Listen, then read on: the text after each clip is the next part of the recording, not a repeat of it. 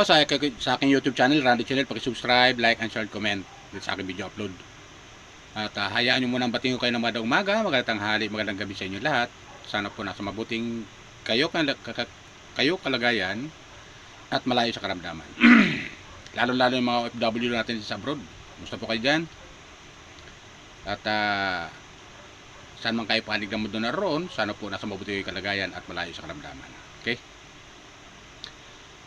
Itong upload ko ay karugtog to doon sa aking unang upload patungkol doon sa paninira kay Congressman Erwin Tulfo. Kasi yung isang vlogger dyan sa bandang ibang bansa, putak ng putak, hindi natin malaman kung siya ay inggit na inggit kay Congressman Erwin Tulfo. Inggit. Hindi natin alam kung sino nasa likod niya. Putak ng putak. Ang masaklap kasi dito, kapwa viewers, sabi natin, granting totoo na ginawa ngayon ni Congressman Erwin Tulfo. Matagal na panahon yun. At saka hindi dito sa bansa natin ginawa. Sa bansang Amerika yung ginawa niya na sinasabi nilang paggamit ng ibang pangalan. Noon yun. Pero bakit, ang tanong kasi natin dyan, kapwa viewers, ang tanong kasi natin, bakit ngayon lang nila ilalabas yan? Dapat noong pa kasi nilabas yan, hindi yung ngayon lang. Halatang halata, di ba? Kasi si Congressman Erwin Tulfo, kapwa viewers, tumatakbo kasi senador ng ating bansa. Di ba? Siya yung naging chairman ng ACT-CIS Party List. At ngayon congressman siya ng ACT-CIS Party List. Ngayon, kapwa viewers, tumatakbo senador yung mama. Tapos itong babae na nasa ibang bansa na vlogger ay putak ng putak sa paninira kay Congressman Erwin Tulfo. Hindi natin alam kung sino nasa likod niya. Kasi nga, kapwa viewers, itong si Erwin Tulfo kasi, sa lahat ng survey ay nangunguna sa survey. Survey pa lang yun, ha? Survey pa lang yun. Hindi pa totoong eleksyon yun, kapwa viewers. Survey pa lang yun. Binibiran na itong babaeng vlogger na nasa ibang bansa. Na hanggang ngayon, nando para sa ibang bansa, daldal, putak ng putak, parang kuha ng manok. Putak ng putak. Hindi naman umuwi ng Pilipinas. Walang ginawa itong babae ito, kundi manira ng kapwa. Gusto niyang paniwalaan yung mga taong bayan sa mga sinasabi niya. Na siya mismo sa sarili niya, hindi siya makauwi ng bansa, dito sa ating bansa. Di ba? Kahit sino, napapanood ko na to noong pa kung sino-sino mga siniraan din ito si Khan, yung dating Pangulo, kung ano-ano mga sinasabi rin. Pero hanggang ngayon, ayaw naman umuwi ng Pilipinas. Ano mga sinasabi nito Pati yung ating Pangulo ng bansa, ngayon, kasalukuyan, sinisiraan din ito. Puro paninira, pero hanggang ngayon, nandiyan pa rin sa bansa na yan. Daldal. Kapwa viewers. Daldal. Putak ng putak. Walang ginawa kundi manira ito. Hindi ito nakakatulong sa ating bansa.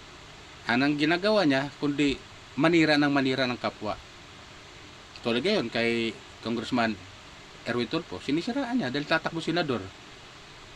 O, di ba? Tatakbo senador at number 1 pa sa mga survey. Dapat sa kanya, umuwi siya rito ng bansa natin. At dito niya pagdaldal, umikot sa buong Pilipinas kung ano sinasabi niya patungkol kay Congressman Erwin Tulfo. Hindi yung daldal. Kasi, kapwa viewers, sa totoo lang, yung mga sinasabi niya, Yung mga sinasabi niya, kuan lang yan eh. Isang paninira lang. At yung nanonood sa kanya, 100,000, million tayo. Million. Oh, ilang population ba tayo sa Pilipinas? 110 million. Yung nanonood sa kanya, 100,000 lang.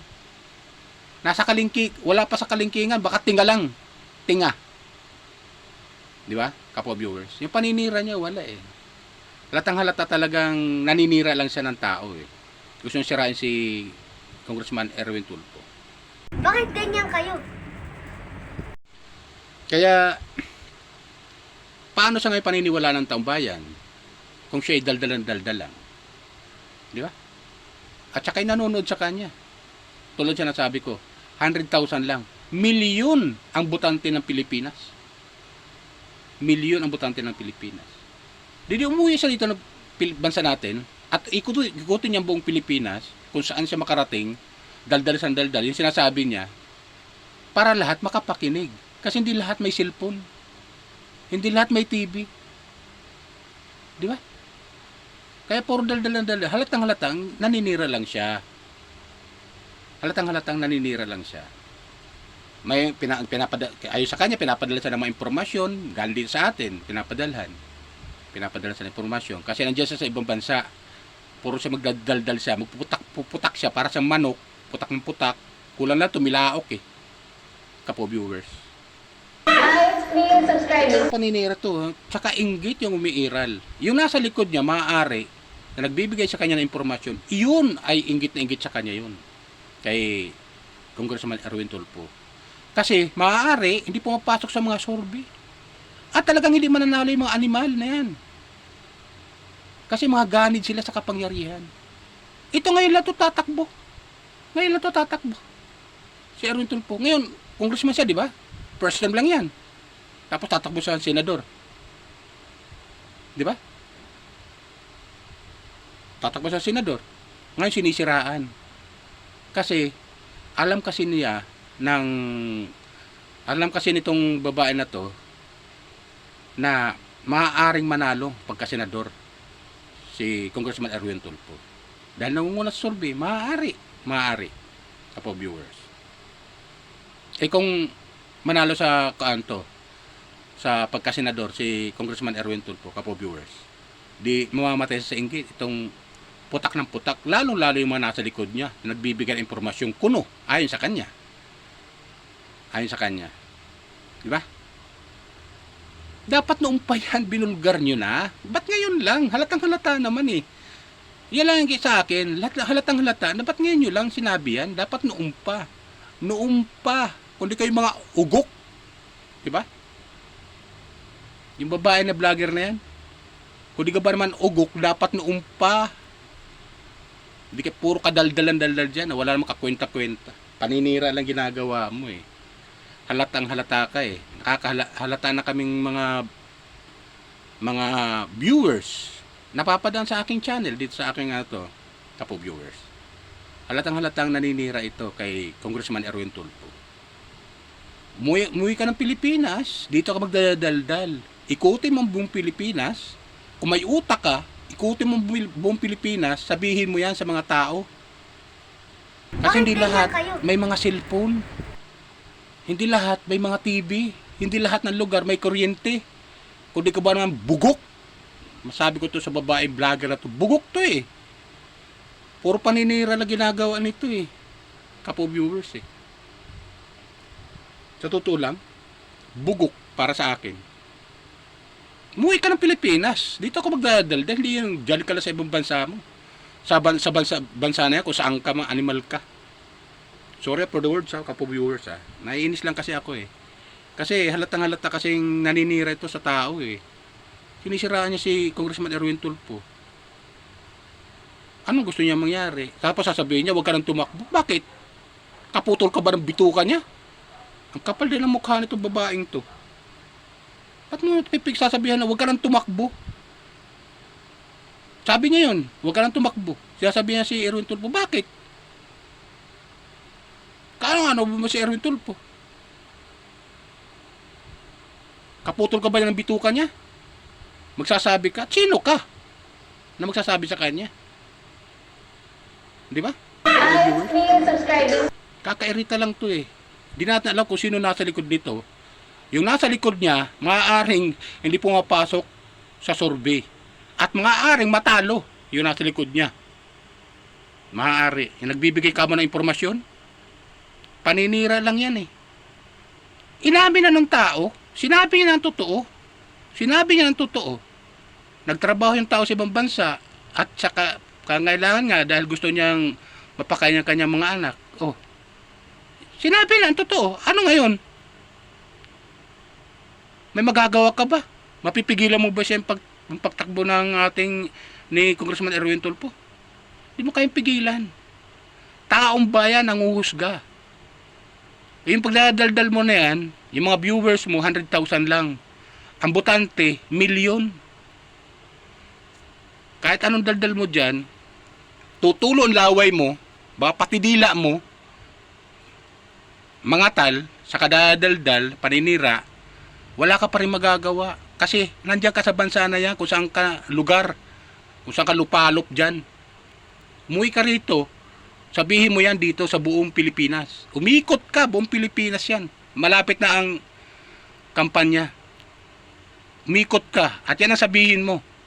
Bakit ganyan kayo? Para paniwalaan ka ng tao. Pero hanggat nandiyan ka, nagdadaldal, nanonood lang sa 100,000, puro paninira yan, ginagawa mo. Naninira ka lang sa tao eh. Imbis na makatulong ka, naninira ka pa. Wala yan. Walang kwenta yan, kapo viewers. Kaya nakakairita lang eh. Pag dumadaan sa aking, dito sa aking channel, napapanood natin sa social media, yung mga paninira niya. Inamin na ng tao. Inamin na ni Congressman Erwin Tulfo ang lahat-lahat. Ano pang gusto niyo palabasin? Ano ba gusto mong palabasin? Lalo nasa likod mo. Kung sino yung nagbibigay ka mo sa informasyon, sabi mo may nagbibigay sa informasyon. Tapos sasabihin mo si Congressman Erwin Tulfo, wag nang tumakbo. Bakit? Sino ka? Ang kapal din ang mukha mo. Sino ka? Di wag mo iboto kung di ka ba naman bugok. Wag mo iboto. Ayaw mo pala sa kanya, wag mo siya iboto. Ganun lang kasimple lang yun, kapo viewers. Yun nga sinabi ni Congressman Erwin Tulfo. Tao ang husga. Tao ang husga. Yung mga botante ng Pilipinas ang husga. Hindi ikaw. Sasabihin mo, huwag mong tumakbo. Sino ka? Kapal ang mukha mo. Diba, kapo viewers? So yun na sa akin, kapo viewers. Palala ko lang po ulit, baka mayroon pang hindi nakapag-subscribe dito sa aking YouTube channel, Randy Channel. Subscribe, like, and share, and comment dito sa aking video upload. Okay? Yun lang po. Bye. Ingat po tayo lagi. Pagpalay po tayo ng pong may kapal.